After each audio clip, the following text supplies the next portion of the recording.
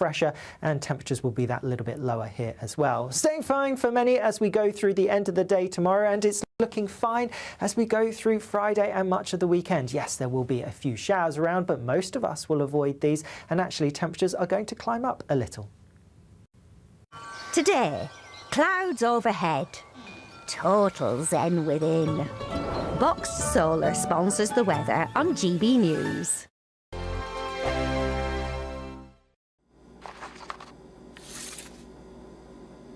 Crash Law 24 sponsors GB News Traffic and Travel Report. Good evening, this is the latest AI travel news from GBNews.com. Current traffic issues include the A19 northbound entry slip from the A66 in Middlesbrough due to a broken down vehicle, clearing by 6:15 this evening. Caution is advised on the A82 southbound at Bowling due to another broken down vehicle. Sandwell has delays on the M5 northbound between Junction 1 and the M6, clearing by 7:20. The A465 eastbound in Glynneath faces ongoing roadwork diversions. And on the trains, Avanti West Coast and Northern report disruptions in the Wigan northwestern area. For more travel news, go to gbnews.com. Crash Law 24 sponsors GB News Traffic and Travel Report. There's just 2 weeks left to see how you could win your mortgage or rent paid for a whole year. That's a cash lump sum equivalent to 12 of your monthly mortgage or rent payments, right up to a whopping £20,000. Plus, we'll add an extra £5,000 on top for good measure. Make sure you don't miss out as lines close on the 29th of August. For another chance to win, text WIN to 63225. One entry costs £2.50 plus one standard network rate message. Or text BONUS to 63225. 5 entries cost £5 plus one standard network rate message. Go to gbnews.com/win. Entry start at £2.50. Call 0903 686 3232. Calls cost £2.50 plus your network access charge. Or post your name and number to GB15 PO Box 8690 Derby DE1 9TT. UK only. Entrance must be 18 or over. Lines close at 4 p.m. on the 29th of August. Please check the closing time if listening or watching on demand. Good luck.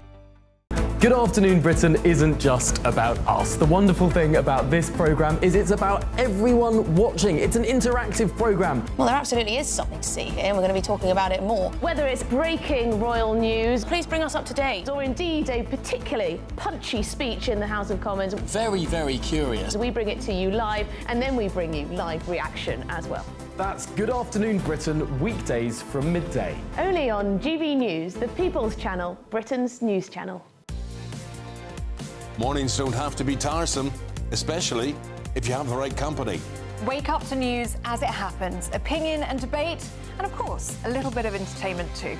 Because when the kettle's on, we're on. That's Breakfast on GB News, a show worth waking up for. Every morning from 6 a.m. Only on the People's Channel, Britain's news channel. We'll spread the news, you spread the word.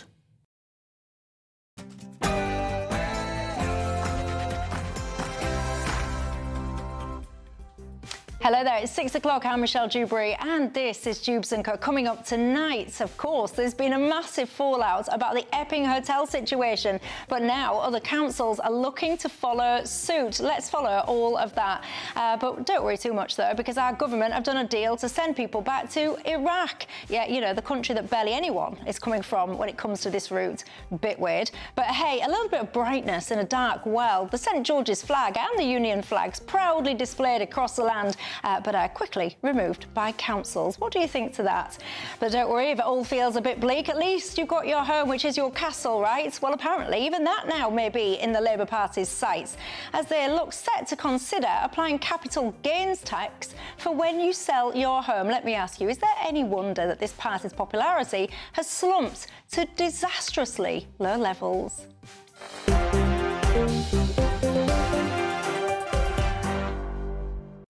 Well, I've got all of that and lots more, and I've got Zia Youssef, the head of Reform UK's Doge, and Aaron Bastani, the co-founder of Novara Media, alongside me to get stuck in. But before we do that, let's give you your 6 o'clock news headlines.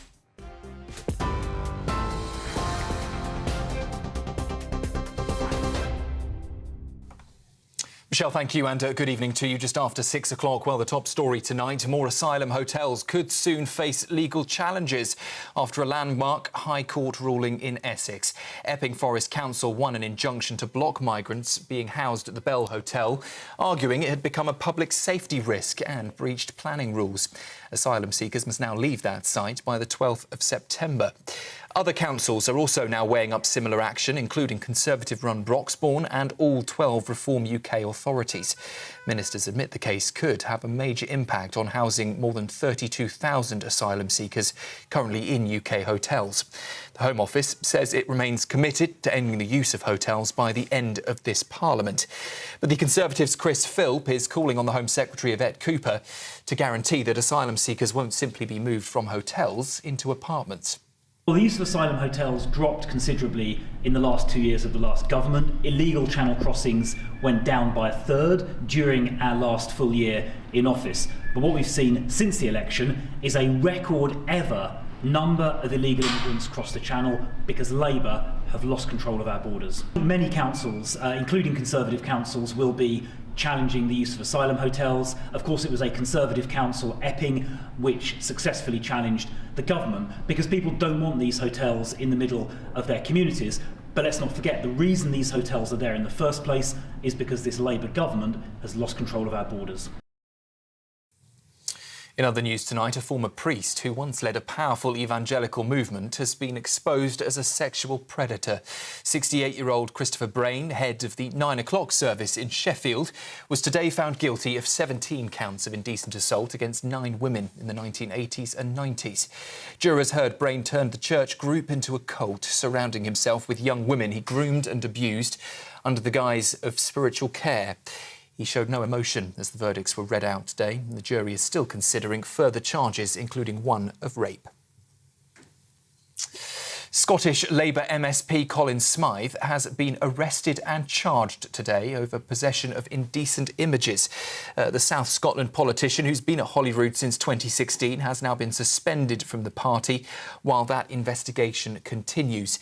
He has said that the situation has come as a shock and that he is cooperating fully with authorities. He's also asking for the privacy of his family and friends to be respected. He is due to appear in court at a later date. In other news, UK inflation has risen higher than expected, up to 3.8% in July from 3.6% in June. The ONS says transport costs were the biggest driver, with airfares surging more than 30%. Treasury Minister Torsten Bell says the government, though, will keep inflation under control while supporting households with the cost of living. Price rises are disappointing for everybody. We've seen energy prices come down in July, but they're still too high. That's why it's so important that we keep easing the cost of living, keep acting on that. That's why we're raising the minimum wage, it's why we're capping bus fares, it's why we're extending free school meals, and it's why the stability that's allowed 5 interest rate cuts since the election is so important. And before I hand you back to Michelle, let's bring you an update on developments in the Middle East, where in the last hour or so, Israel has confirmed that it has begun the first stages of its planned assault on Gaza City. Troops there now holding the outskirts, according to a spokesperson. In the last half hour or so, tens of thousands of reservists have been called up, though most won't enter combat until September, leaving just a narrow window for truce talks with Hamas. It comes after clashes broke out earlier, with Hamas fighters attacking Israeli forces with gunfire and anti-tank missiles. European leaders are warning the move can only lead to disaster. The Red Cross says Gaza's 2.1 million people already face a catastrophic humanitarian crisis. Israel, though, says civilians will be evacuated before any major offensive, but that it is determined to dismantle Hamas and free the remaining hostages. That is the news at 6 here on GB News. I'll be back with you at 7 o'clock. Now, though, let's get back to Michelle.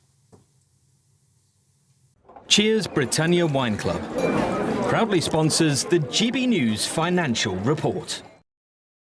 But not before a look at how the markets rounded up the day. The pound will buy you $1.3482 and €1.1571. The price of gold is £2,476.50 per ounce, and the FTSE 100 is at 9,247 points. Cheers Britannia Wine Club proudly sponsors the GB News Financial Report.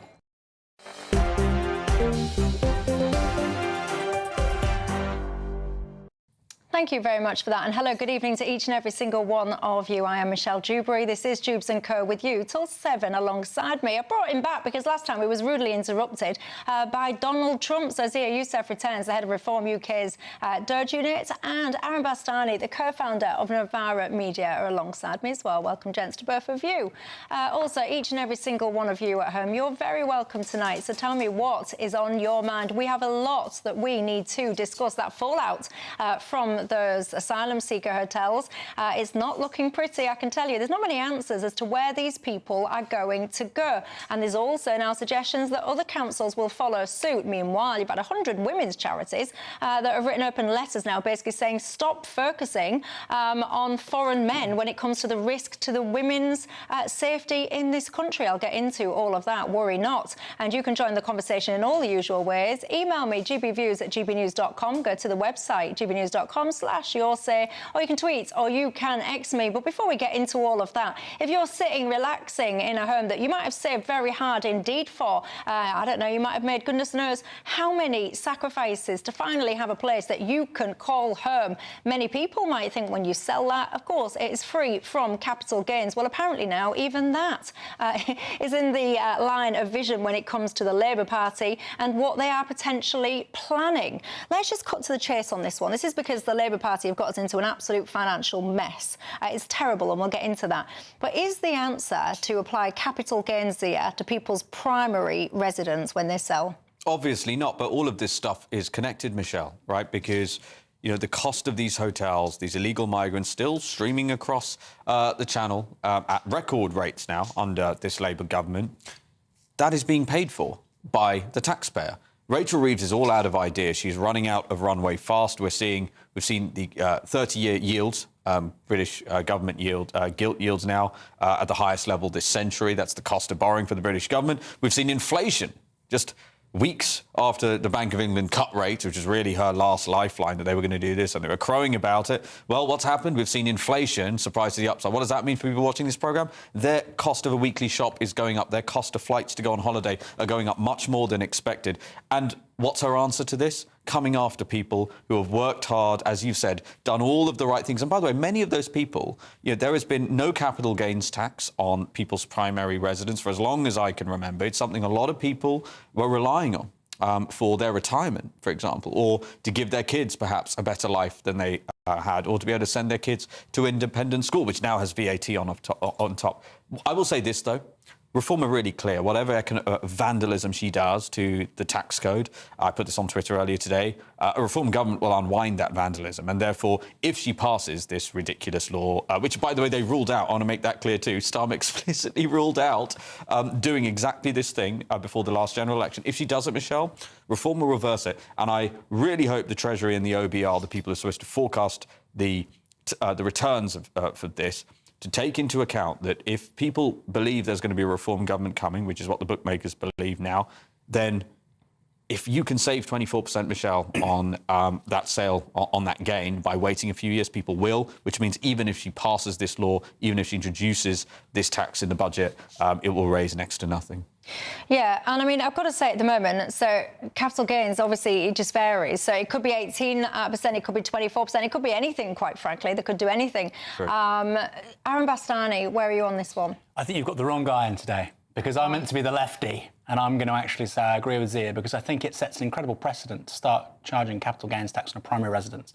We can have a conversation about increasing capital gains tax or decreasing it, but this is a qualitative change because it's on someone's home. If you own 4, 5, 6 properties, I think we can have a good debate about actually the rate at which the profit you're making on those properties being sold, should that be higher? I think maybe marginally it should be. I think actually capital gains tax and dividends tax should be the same.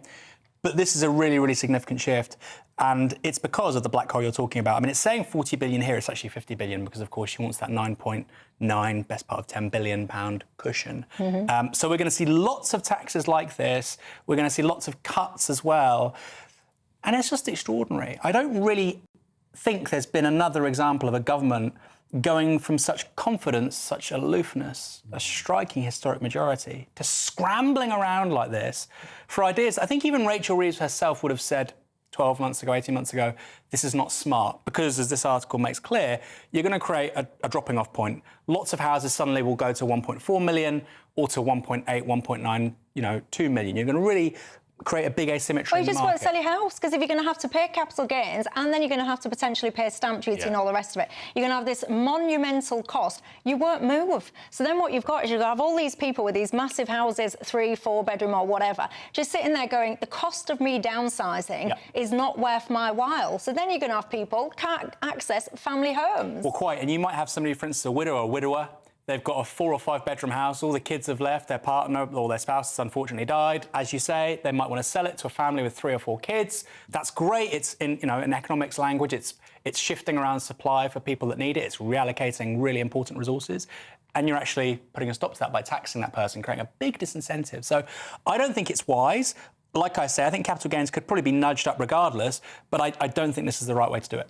But are you someone that thinks that capital gains should be equalised, for example, with income tax? Because that's an argument that I hear from a lot of people on the left of politics often. They think that that should equalise. Well, we've kind of missed the boat on it, sadly, because, between 97 and 2007, house prices just went absolutely bananas. And I think there probably was a very good case to tax the capital gains on the kinds of prodigious price growth you were seeing for houses over that period. That's kind of stopped. So even if you wanted to do that, actually be making less money, I think there clearly was a period in British politics where many people were making more money from the prices of their properties becoming more valuable than the average person was from selling their labour and working. That wasn't good. That should never have happened. I think policy elites should have been on top of that, but they weren't. But in regards to this particular policy, it's going to be very unpopular, and I don't think it's going to work. Can I also just add to that, though, Michelle? One thing people really need to understand is that it is in the government's interests for there to be inflation, right? Because so if you're going to start taxing for the gains on people's primary residences like this, a lot of those, it used to be the case that capital gains was adjusted for inflation, right? And so it was the gains above and beyond inflation. In this new world of constant high 3, 4, potentially 5% inflation, as there is no adjustment for that anymore. The government gets to take more capital gains revenue. And on top of that, of course, when we've got 3 trillion of debt, what it does is allow for the real amount of debt to come down over time. And so therefore, when people complain quite rightly about the cost of their weekly shop going up, the endless inflation that we have, it's because the government keeps printing lots of money because there is no growth and are unwilling to make any cuts whatsoever. And you mentioned as well these gilt yields. If we cast our mind back to, I think it was 2022, Liz Truss, that kind of era. It's way higher now. Yeah, that's my point. So we had this big spike. Everyone was, absolutely furious, livid, devastated, concerned, whatever language you want to use. Liz Truss, obviously, we know the end of that story. She didn't fare well at all, neither did Kwasi Kwarteng. But this situation is much, much worse, and no one seems to be focusing on that. And if you're sitting at home going, I don't know what a gilt yield is, Michelle, and it all goes over your head or whatever, what you need to know is the amount of money we are now spending on things like interest on this national debt. It's gone off the Richter scale. Why this matters to you is, of course, it's going to mean that you're going to have to start increasing taxes to try and pay for all this stuff. And also, it will mean that potentially, ultimately, things like mortgages, they get even higher than what they currently are. It's a really important topic. Yeah, it's exactly right. And already the British government is paying more in interest payments each year than the defence budget. Soon it'll be more than the defence and schools budget combined, and then we can continue down that path. The Tories, over their 14 years, tripled the national debt to around 2.7, 2.8 trillion. Labour are now blowing that up even more. Rachel Reeves has been spending money like a drunken sailor. The Prime Minister, even with a walloping majority, couldn't even get 5 billion of savings on the welfare bill. And what was really interesting / worrying, frankly, for this country is that if you remember when Rachel Reeves started crying on the front bench, now whatever you think about that situation, I think bond markets started freaking out. You saw a massive movement in gilts. Why? I'll tell you why that was. They feared what was going to come after Rachel Reeves, because the bond markets are like a bank giving the country a mortgage where they don't really care if the kids starve, they don't care if the family have clothes as long as they get paid. Rachel Reeves has said she will obey the fiscal rules to hell or high water with regards to living standards for British people. The bond markets are very worried about what might potentially come after Rachel Reeves, and I think where we are now, if you talk to people in the city, you talk to people who engage with these big bond managers, they think there is a real chance of a pretty big economic catastrophe for the UK within 18 months. But there'll be people watching this that think perhaps that some of you might think that Reform UK is the answer, but then you also face accusations as well. People will say that your promises are completely uncosted and that you guys are going to be borrowing money like a drunken sailor as well. What Well, would you say it's about funny, that? whenever Reform say things like we need to spend some money to build prisons to put repeat offenders in to keep British people safe, if we say, you know, we need to spend some money on ensuring that people can see their GP, we get asked for costings. We've given you the costings. We've also been... Nigel was the first political leader I think I can remember in my lifetimes with a real shot of being in number 10 Downing Street to stand up in front of the press and say, here are hundreds of billions of cost savings that we plan on making in a first Reform term of government. I can't remember the last time that has happened. We are proposing lots of cuts, things like net zero, lots of areas inside the civil service, for example, and then obviously the crazy spending on illegal migration and an asylum hotel. So our stuff is costed. But here's the point. What we've seen with Rachel Reeves is endless borrowing. She keeps whacking all of this crazy spending on a credit card. She keeps... Every single policy this Labour government has implemented is detracting from growth. Every single thing. She's chasing away wealth creators. The pie is not growing, and she's promising more pie to everybody. You guys are quite divided on this capital gains situation, I can tell you. Bert, you've got in touch and says, absolutely, tax the rich. If a property is over £1 million, that's fair. Bert, I've got to tell you, in some places, go and look what you get for £1 million. That sum of money used to sound eye-watering. That used to be like a lottery win. When you actually look in some places now, what that £1 million will buy you, Bert, I would put it to you that it's not the uber rich. It's house prices have just gone out of control. You look at places like London, you'd be lucky if you got a shoebox in some places for that. Peter says someone needs to take the credit cards off Rachel Reeves. And Paul says, Michelle, it feels to me like the Labour Party hate pensioners. First of all, it's the heating allowance. Then they want euthanasia.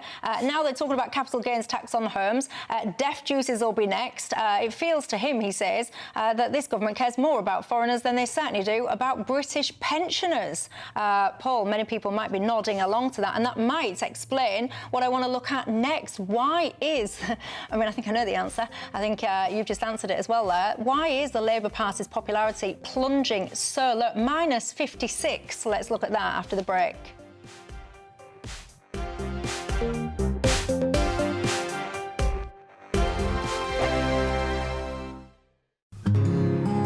This is our country, and we think it's amazing. From high tea to the high street, we love it all. Even the rain, we like that too. There's nowhere else we'd rather be. That's why we're here to be the fearless champion of Britain, its voices and its values. Because we are GB News, the People's Channel, Britain's news channel. From the school run to the home run, watch a new show for all of Britain. He can say whatever he wants. A straight-talking show where all voices are heard. And, you know, when are we going to stop talking about smashing the gangs and actually do it? With the stories that matter from every part of our country. There's a bit of a crash landing there for your Chancellor. Bold, fearless and standing up for you. That's me, Martin Dewbs, 3 p.m. till 6 p.m, weekdays, here only on GB News. The People's Channel, Britain's news channel. Westminster's full of talk, but out here, it's the real world. Am I allowed to talk now? No, that's it. This is where it matters, real people and real lives.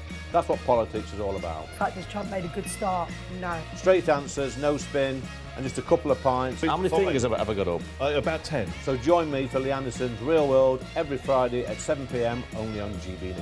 The People's Channel, Britain's news channel. You want to know what's really going on in the corridors of power? Labour don't know what to do with you half the time, and that makes you quite lethal in the chamber. Get behind the headlines with Chopper's Political Podcast. Join me, Christopher Hope, as I sit down with the great and the good of British politics. We'll see where this ruling takes us. These are the stories shaping our nation. Chopper's Political Podcast, available now on all platforms. Listen in and stay ahead. You've read the headlines and you've heard what those in power have to say. How about now we actually get to the truth? They would pay attention. We go beyond the political theatre and tell you what's really going on behind the scenes. For a massive council tax hike, one of the biggest in the UK. Others follow their lines, but we go off script. You sound like a broken record. You say that week after week. Cutting through the narratives and giving you unique perspectives. That's Ben Leo tonight, Saturdays and Sundays from 9 p.m. on GB News, Britain's news channel. It's Patrick Christie's Tonight, and here we do things differently. It's explaining the absolute madness of this, doesn't it? It's explosive. I mean, this is very good. It's lively. 850. Your government sat there, Sean, and it did nothing. It's controversial. And the Middle East has been in turmoil since before I was born. It's everything you need to kickstart your evening. Everyone's had their Weetabix tonight. I love to see it. That's Patrick Christie's Tonight, weeknights from 9 p.m. Only on GB News, the People's Channel, Britain's news channel.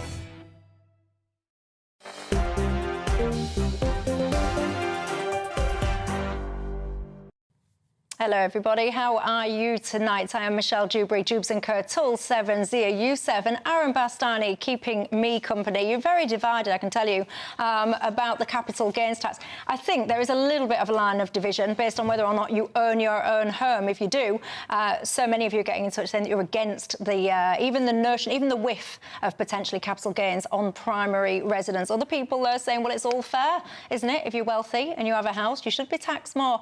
Keep that one coming in. But look, lots of this leads me to ponder. Did you see the approval rating for the Labour Party? It's fallen to -56. To give you some context on that, that basically matches the final rating that the Tories managed to achieve just before that general election. It doesn't look good, I've got to be honest, no matter which way you slice it and dice it. Aaron Bastani, can you see any brightness in these figures for Labour? Absolutely not at all. I think the present trajectory is that Labour at the next general election, if they're led by Sir Keir Starmer, will end up in the teens. That's partly a function of reform, partly a function of this new left party, the Greens, the Liberal Democrats, the SNP Plaid. They're being undermined basically from all sides, and that's why I think Keir Starmer won't be leading the Labour Party into that next election. I don't think he'll be contesting his seat because I think he'll lose it, most likely to a gentleman called Andrew Feinstein. Is that the Zara Sultana Corbyn? Or he'll run as an independent. He ran as an independent last time and he came second. I think he got 9,000 votes. So regardless of what happens with that new left party, I think Mr Feinstein will be standing in that seat and I think he'll win it. In terms of what your audience cares about, what really matters is who replaces him, right? One person is Wes Streeting, another is Angela Rayner. If Labour MPs are looking at this as damage limitation, either is better than Keir Starmer. Are either of them good enough to be the Prime Minister of this country?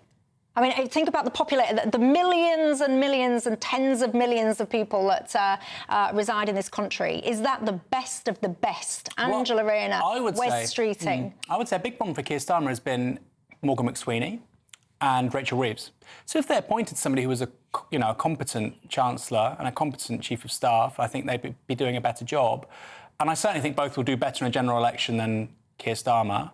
I don't think either is going to form a government. And I'd also add, by the way, right now, today, I think both will be losing their seats in any case. And we're confronting quite an extraordinary moment where it's not implausible that the leaders of both major parties could lose their seats in a general election. Not just their parties not finish in the top two, which hasn't happened, I think, for more than a century, but both of the leaders losing. That is truly historic. The last general election, and we're in the media game, we love to be hyperbolic, was very historic for a number of reasons. I think we ain't seen nothing yet. Well, by the way, sorry, not just the leaders, but also the cabinet and the shadow cabinet. I mean, you could reel off names just looking at current polling, right? So everyone from Robert Jenrick to Ed Miliband on the cards to lose their seats. But who do you think will have the biggest impact then to the Labour Party? And I know this is all a little bit like if my auntie had wheels, she'd be a boss. She's not got wheels. There's not a general election tomorrow. I know that. But who do you think will have the biggest impact? Will it be the Corbyn-Sultana or will it be Reform or both? I think, well, look, clearly Reform has had already, a lot of impact. We've gone from 14% at the general election in terms of vote share to polling anywhere between 30 and 34%. Now, I do think this Your Party or New, but whatever it is it's being called, is going to take a significant chunk of support out of Labour's support in particular. It's not going to really affect Reform. And what that does under a first-past-the-post system, though, and you've seen this in the polls that have prompted for Corbyn's party already, and then the analysis around seats that has been done since, it's putting reform, it's widening reform's lead. And so even with the same amount of support, even with 31 to 34%, it looks like that would put reform on somewhere between 350 and 420 seats, which would be obviously a great result and great for the country. I want to say this too, though. I think one of the big problems for anyone who's going to come after Starmer in the Labour Party is Labour only got in because the Tories betrayed the country so much that they got sick of them, right? And Reform did an amazing job. Labour don't stand for anything. Keir Starmer stands for nothing. Jeremy Corbyn, awful policies, detestable policies, but one can't really say that credibly that he doesn't believe in the things that he's saying. And that's why I think he's going to be a formidable opponent for Keir Starmer on the left. Nigel, of course, is a multi-decade track record standing for the things he believes in, which is why, again, that brand is paying off. His personal brand is helping drive reform support at the moment. What I want to know is where's the likes of Carol Vorderman and all those kind of people? Do you remember? Because it was such a tactical voting effort. He is completely right. I think it was only about 20% of the eligible electorate that actually voted for the Labour Party. So much tactical voting, so much prominence by the likes of Carol Vorderman and all that lot, begging people basically to go for Labour or Lib Dems. Where have those people gone now? Why aren't they fronting up and standing there going, actually, do you know what? Yeah, my bad. Look at the state of the country. Sorry about that, everybody. I don't think tactical voting is going to work for a number of reasons. But I'd also say, if you look right now at a lot of maps in terms of voter outcomes, it looks like 2/3 of England is Reform and about 1/3 is Lib Dem. And so, even in theory, it doesn't really make sense. In 2010, Labour got 28.5% of the vote, but it was a hung parliament because that was incredibly well concentrated in the cities, Scotland and Wales. That is not going to happen in the next election because the SNP, we've known about that phenomenon for a really long time. And in Wales, they're losing a ton of votes to Reform, but also Plaid Cymru. So they're in really, really bad shape. And I think, frankly, the only Do you think they realise that they are? Yes. Yeah, do you? Yes, but the problem for the MPs is, look, do we do what the Tories did with Boris? Less than 2 years into this parliament, get rid of the guy and just replace him with somebody who's either just as bad or potentially even worse. I think the only person that can save the Labour Party right now in the short to medium term is Andy Burnham. Problem is, he's not an MP. Yeah, I agree. People will get in touch with me. Whenever I say this, I don't mind Andy Burnham, then people bombard me with all this stuff that they don't like about him and all the rest of him, which is fair enough. But as you say, he's managed to create this brand for himself that he is quite a relatively acceptable face for Labour, even if you don't particularly like Labour. But it's not a possibility for them. No, he comes across as a normal guy. He's run a really big city for quite a long time. Nothing terrible's happened to Manchester. It's gradually getting better in many ways. But like you say, he'd have to be an MP. And I think what's really interesting is the faction around Morgan McSweeney would block Keir Starmer from getting a parliamentary seat because they're factional. But then You mean Andy Burnham? Sorry, did I say somebody else? Said Keir Starmer. Keir Starmer. I think the faction around Keir Starmer would block Mr Burnham from becoming a parliamentary candidate precisely because they don't agree with him, even if that meant them losing, by the way. Do you think, really? That's how they operate. So they would cut their nose off to spite their face? Yes. Well, Michelle, the evidence that Labour know they're going to lose, there was a very, very well-sourced article in The Spectator by John Power just a few days ago, which basically said the Labour Party senior people around Keir Starmer are well aware of the fate of the Labour Party at the next general election already. They don't think they can solve the immigration problem. They don't think living standards are going to improve with the economy. And so that many of them are going to actively try to distance themselves. And they've created, at number 10 Downing Street, extraordinarily, they've created an attack unit to go after people around Nigel, not even frontline politicians, but people around Nigel. So what we're saying is, listen, not only is that unprecedented for ostensibly taxpayer money to be spent in that way, but also the fact that, imagine they put this much time and effort into actually trying to govern the country in an effective way. They might do a lot better. But I think it's very clear that they know the writing is on the wall. Many of you watching this will be working class. You'll be from places like my hometown, Hull, and you know what it's like in those kind of places. It was always, it was in your DNA that you literally voted Labour because that's just what you did, your granddad did, your dad did, you always have. If you are one of those people, have you got to the point yet where you would literally disassociate with what you would feel is perhaps the DNA within you, or would it take a little bit more? Get in touch because I'm really fascinated about that particular particular perspective. Dennis has got in touch, though, and said there's nobody in Labour or the Tory parties capable of being an effective Prime Minister of this country. Marcus has said Torsten Bell, he is a rising star in Labour. Janet says, I reckon they'd try and slot in Andy Burnham. He seems to be the best of a bad bunch, she says. And Gwyn says, you can say what you like about Jeremy Corbyn, Michelle, but at least he says what he believes in and he has some integrity, she says. What do you think to the whole sorry mess? Or maybe you don't think it's a sorry mess at all, and actually you sit there cheering it and you're thinking it's absolutely going swimmingly. We do like optimism on this programme.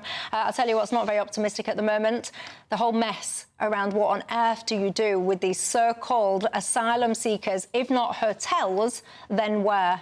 I'll see you in a few minutes.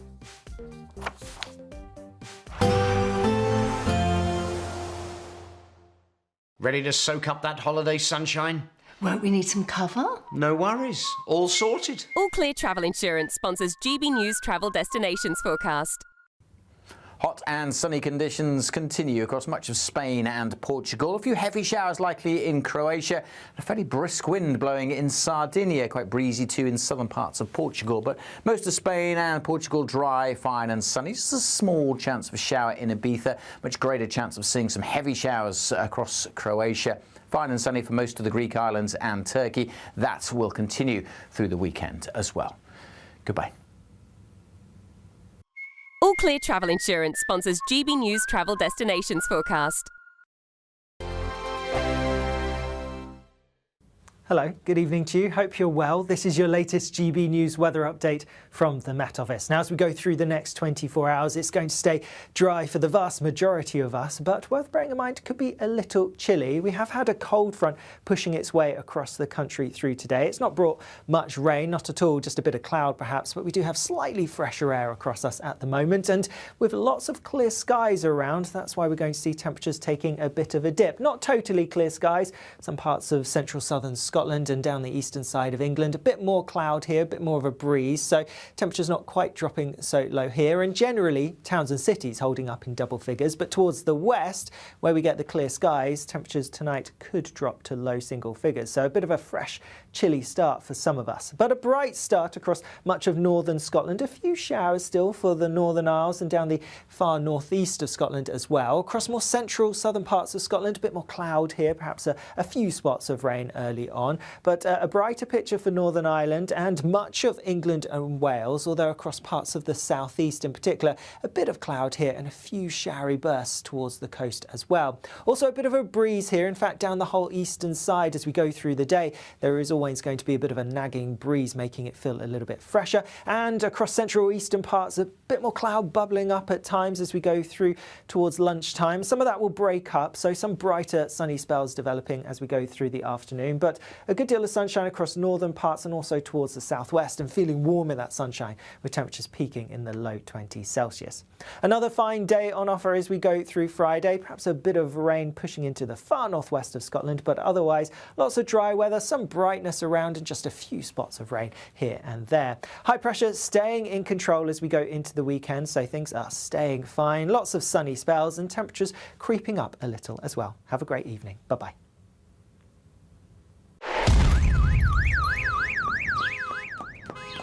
Crash Law 24 sponsors GB News Traffic and Travel Report. Good evening, this is the latest AI travel news from GBnews.com. Motorists on the M73 northbound should proceed with caution due to a broken down vehicle on the Junction 3 link to the M80, causing lane restrictions. In Surrey, congestion on the M3 westbound between junctions 2 and 3 is due to a broken down vehicle. The M5 southbound exit slip at junction 21 in North Somerset suffers delays due to broken down vehicles. And on the trains, passengers should note major disruptions on Avanti West Coast in the Wigan northwestern area, with delays between Crewe and Stafford. Northern services report significant disruptions on various routes, including major issues in Wigan. For more travel news, go to gbnews.com. Crash Law 24 sponsors GB News Traffic and Travel Report.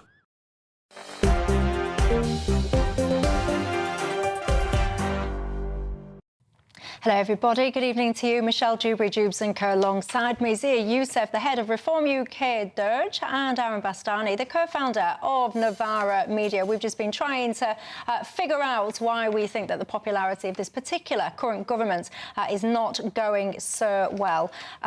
It's not a difficult stretch to try and work it out, though, I've got to say, is it? Dorothy says Labour and the Tories, between them, don't have a vision, and they're not going to grow this party, this country, whatever, she says, they may promise. Madge says Labour have promised very little, and in 12 months they delivered somewhat less than very little. I want to hear from you, though. I mean, you might not exist. Are you? Is there anyone out there that is impressed with the way that the Labour Party are governing? If you exist, do get in touch with me, because, no, genuinely, Zia, there might be people out there, I don't know. And if you are out there and you do feel like that, get in touch, because all views, ladies and gents, are welcome on Dewbs & Co. But look, something that's really divided people across the country right now is what to do with these so-called asylum seekers, these illegal migrants. Hotels, we know this story. They're popping up absolutely everywhere. Yesterday, of course, there was that temporary injunction that basically meant that they had to leave the Bell Hotel in Epping. Don't be fooled. This wasn't a mass victory for goodness knows who. It was a technicality when it comes to planning permission. They'd changed the terms of use of this hotel, and that's what happened there. So now you've got about 128, I think it is, people that potentially now need to be rehoused in 40 days or so. What do you do with them? $1 million question.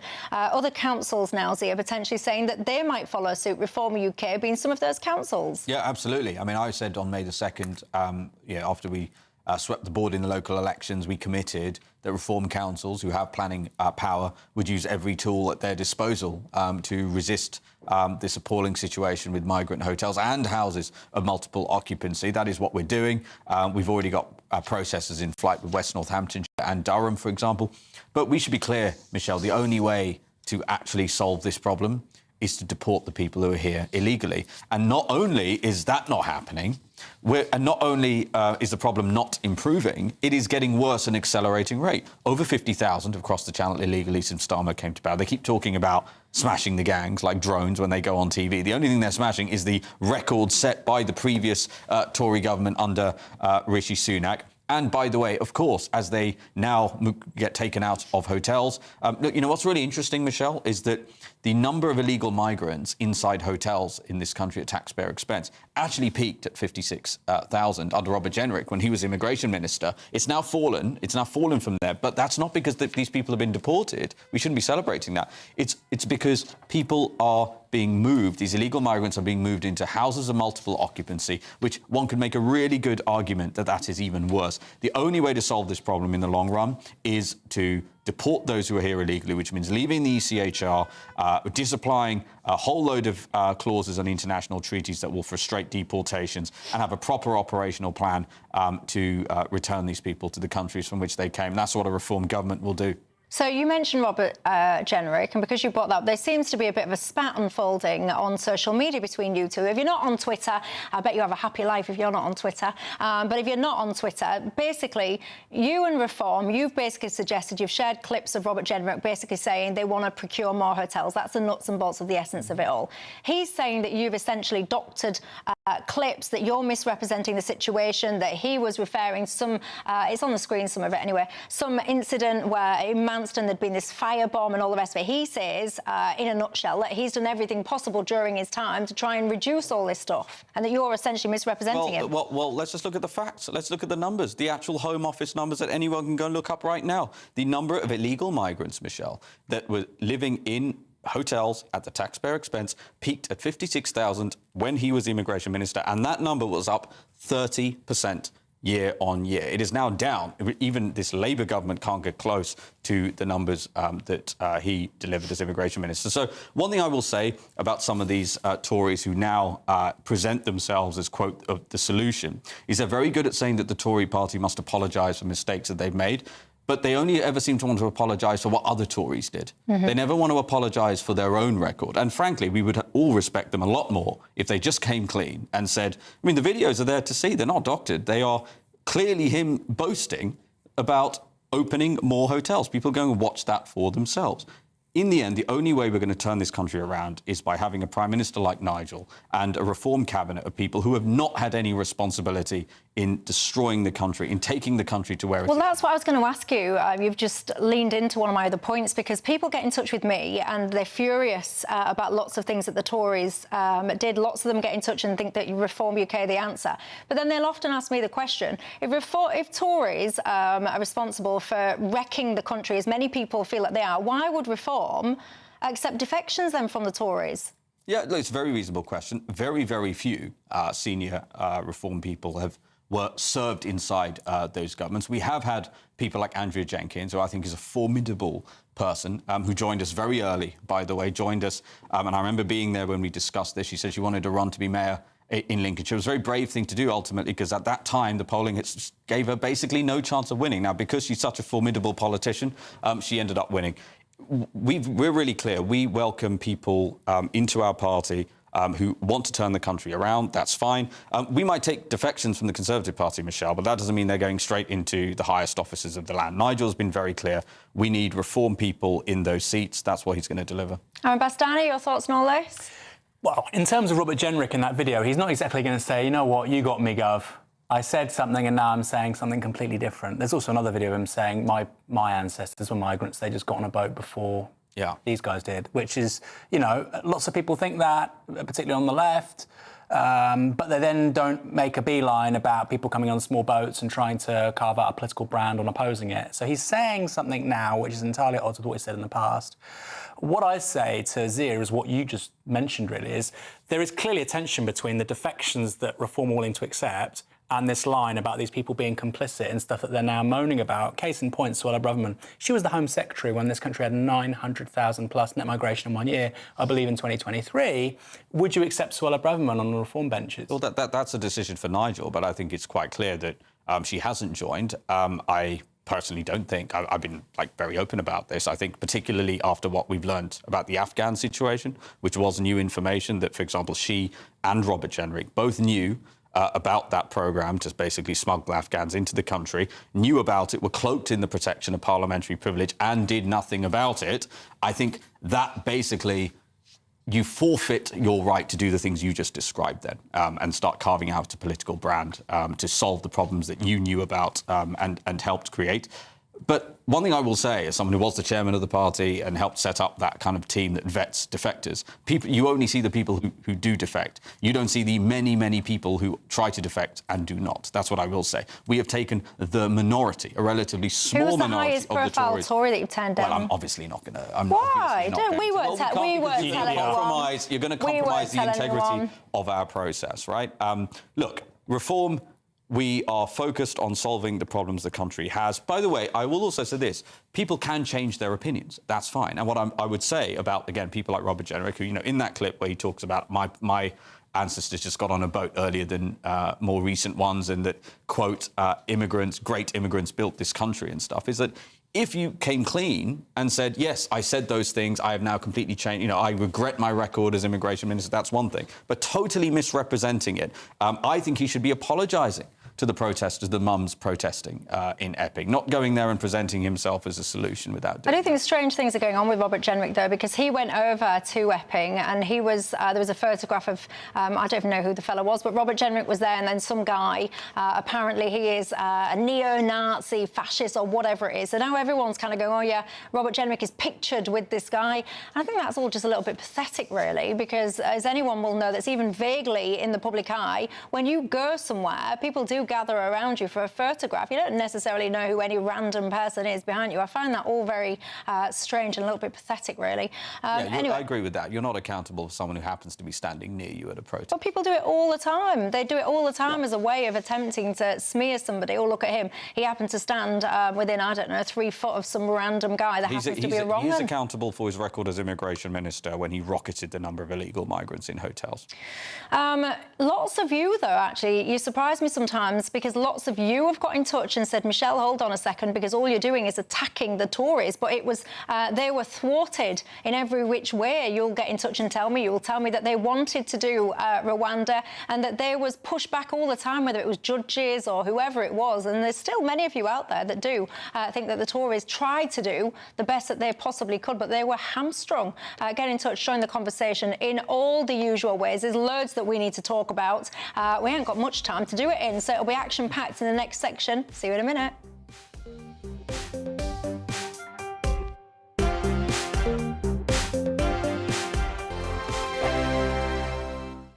Welcome back to Britain's Newsroom with Andrew and Beth. Hello everyone, Patrick Christie is here. I'm Michelle Dewberry, Britain's News Channel. Access the stories that matter to you. Take the GB News family with you on any device. And as long as you have an internet connection, tune in to GB News anywhere on the planet or beyond. GB News, the People's Channel, Britain's news channel. At GB News, we love to hear from you, our loyal community. So drop us a line at gbnews.com/yoursay. There you can talk to each other and also to the presenters live on air. gbnews.com/yoursay, because GB News is your channel, Britain's news channel. Exciting news. Every Friday, my Patrick Christie's Tonight Show is going to have a twist to it. We're welcoming some special guests. You. That's right, on Fridays I'm going to be doing my show in front of a live studio audience, because this show is about you and what you have to say. It's going to be the same big debates, same big topics, same big opinions, but every Friday night at 9 p.m. you are invited to come on down to Patrick Christie's Tonight to be a part of the action. Only on GB News, the People's Channel, Britain's news channel. Join me, Nana Okoye, for an informative, interactive news programme with a difference. It's fun. No, he didn't say that, though. I'm so surprised. I think there's an element of truth to that. Join me from 3 p.m. every weekend, only on GB News, Britain's news channel. Good Afternoon Britain isn't just about us. The wonderful thing about this programme is it's about everyone watching. It's an interactive programme. Well, there absolutely is something to see here, and we're going to be talking about it more. Whether it's breaking royal news, please bring us up to date, or indeed a particularly punchy speech in the House of Commons. Very, very curious. We bring it to you live, and then we bring you live reaction as well. That's Good Afternoon Britain, weekdays from midday. Only on GB News, the People's Channel, Britain's news channel. In the GB Newsroom, we bring you the news as it happens. With our team of dedicated journalists across the UK, we're ready to keep you up to date with what's happening every half an hour, every single day. Bulletins here on GB News, the People's Channel, Britain's news channel. Mornings don't have to be tiresome, especially if you have the right company. Wake up to news as it happens, opinion and debate, and of course, a little bit of entertainment too. Because when the kettle's on, we're on. That's Breakfast on GB News, a show worth waking up for. Every morning from 6 a.m. Only on the People's Channel, Britain's news channel. We'll spread the news, you spread the word.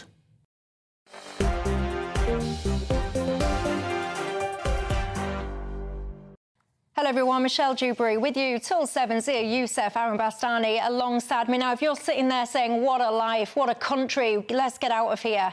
What about Benidorm? I do like a Brit abroad. Let's cross there. Dougie Beattie is there as we speak. Hello, Dougie. Hello, Michelle. How are you? We're excellent. What have you got for us? Well, I've spent the last couple of days out in Benidorm. Tomorrow will be the last day, but, you know, it is the Costa Blanca, and the Brits are here in force, getting a last-minute holiday in. So we've been asked to ask them about what's making the news. Now, this is the beach bar here in front of us. Beautiful beach on just as we turn around here. And I've spoke with Londoners today. I've spoke with Welsh last night, and the Scots. And the Scots are here. And joining me now is Amanda. Amanda, what is troubling you in the news today? Inflation. The way it's going up, when's it going to stop?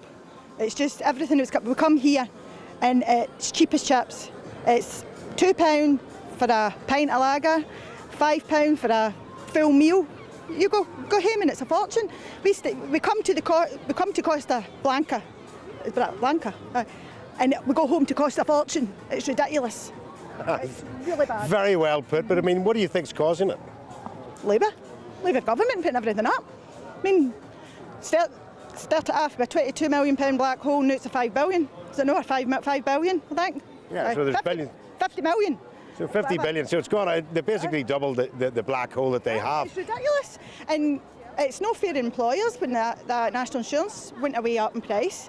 And the minimum wage, I know it's a good thing for, I mean, my boys are getting more in their pocket, but somebody's got to pay for it. It's when's it going to stop? It's just ridiculous. It's just, don't know, you've got to go back, I've got to go back home on Saturday to it. Well, have a nice rest of your holiday. And thank you for joining us in GB News. Well, you can see from that, Michelle, that people here are on their holidays. Yesterday, they were interested about this potential property tax that was coming in.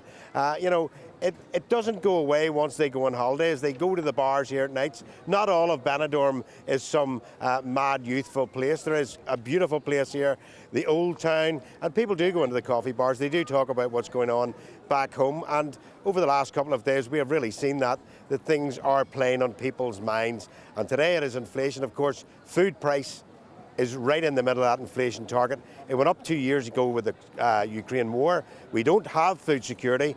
We are open to those big rises up and down. And of course, we now see flights are taking extra, and that will affect holidays to places like this. It certainly will. You're a patient man, because I know you've been waiting for me, Dougie, so thank you very much for that. I'll let you go. Get yourself in the bars of Benidorm. Thank you, and have a great time. I've got to tell you, I've got some fond, hazy memories of my nights in Benidorm bars. I'm old enough to remember Sticky Vicky. Does anyone remember that? I'll leave it to your imagination, just in case any youngsters are watching. But anyway, let's talk about flags, shall we, very quickly before we go, because if you're in need of a bit of brightness, you might think to yourself, do you know what? I'm going to get my St George's flag, my Union flag, whatever, and get that up. There's this whole movement now that's spread the nation. Raise the colours, that's what people are calling it. People are fundraising. It's absolutely everywhere. Councils are having absolutely none of it. Aaron Bastani, your thoughts? Well, I'm going to be the Grinch, the unpopular one. I agree with Reform, who are in minority control of Warwickshire County Council. I think there's nothing wrong with the flags, but I think when you start graffitiing on road signs, it can be a bit of a dangerous precedent. So, not so sure about that one. Sia? Well, look, shortly after Reform, won so many council seats on May the 1st, Michelle, a lot of our councils passed motions. In fact, I think almost all of them did.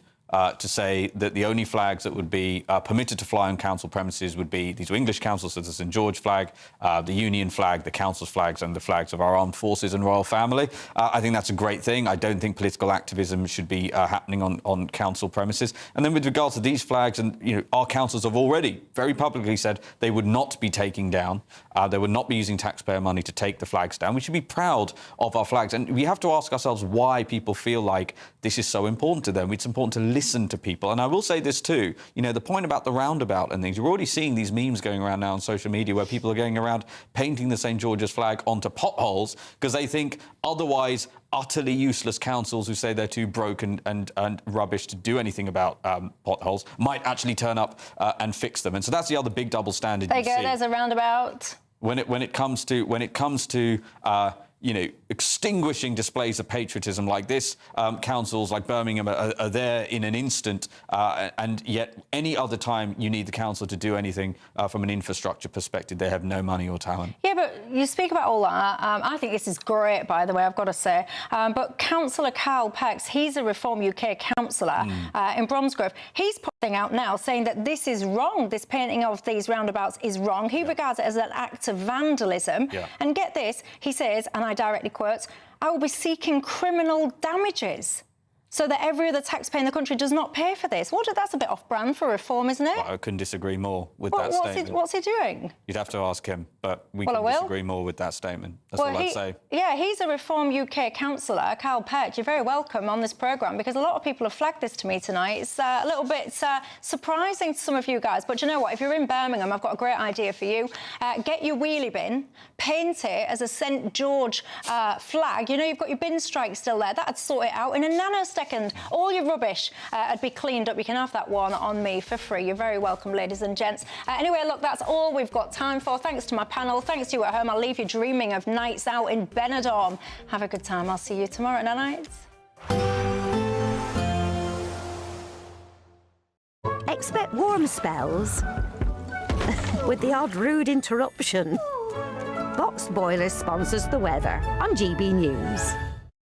Hello, good evening to you. Hope you're well. This is your latest GB News weather update from the Met Office. Now, as we go through the next 24 hours, it's going to stay dry for the vast majority of us, but worth bearing in mind, it could be a little chilly. We have had a cold front pushing its way across the country through today. It's not brought much rain, not at all, just a bit of cloud perhaps, but we do have slightly fresher air across us at the moment, and with lots of clear skies around, that's why we're going to see temperatures taking a bit of a dip. Not totally clear skies, some parts of central southern Scotland and down the eastern side of England. A bit more cloud here, a bit more of a breeze, so temperatures not quite dropping so low here, and generally towns and cities holding up in double figures, but towards the west, where we get the clear skies, temperatures tonight could drop to low single figures, so a bit of a fresh, chilly start for some of us. But a bright start across much of northern Scotland. A few showers still for the Northern Isles and down the far northeast of Scotland as well. Across more central southern parts of Scotland, a bit more cloud here, perhaps a few spots of rain early on.